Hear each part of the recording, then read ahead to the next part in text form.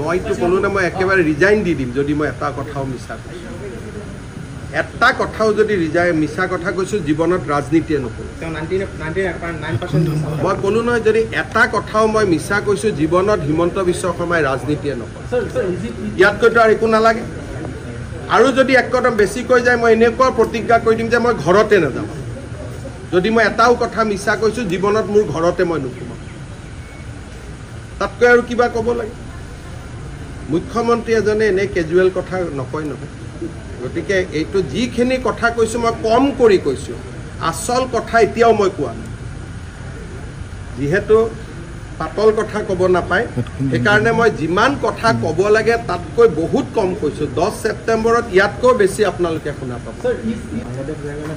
বাংলাদেশত আৰে বাংলাদেশটোতো ভাৰতৰ কালিলৈকে শ্বেখ হাছিনা থকালৈকে ভাৰতৰে প্ৰদেশ আছিলে। বাংলাদেশ আৰু ভাৰতৰ মাজত মৈত্ৰীৰ সম্পৰ্ক আছিলে, বৈৰীৰ সম্পৰ্ক নাই। এইটোতো 3 মাহৰ কথা। ইউনুছ বাংলাদেশৰ প্ৰেচিডেণ্ট হোৱাৰ পিছত মই গৈছোঁ নেকি? বাংলাদেশতো আমি চৰকাৰী ডেলিগেশ্যন লৈ গৈছোঁ। বাংলাদেশত নুমলীগড় ৰিফাইনেৰীয়ে তেল পঠিয়ায়। বাংলাদেশৰ প্ৰাণ জুচ আমি ইয়াতে কিনো। বাংলাদেশ আৰু অসমৰ সম্পৰ্ক, আমাৰ কোকৰাঝাৰ যোগীঘোপাত আমি মাল্টি মডেল লজিষ্টিক পাৰ্কে খুলিছোঁ যাতে বাংলাদেশত বস্তু পঠাব পাৰোঁ। এডভান্টেজ আছাম 1ৰ সময়তো গৈছোঁ, চৰকাৰে টিকট কাটি পঠাইছে। বাংলাদেশ আৰু পাকিস্তান একে নেকি?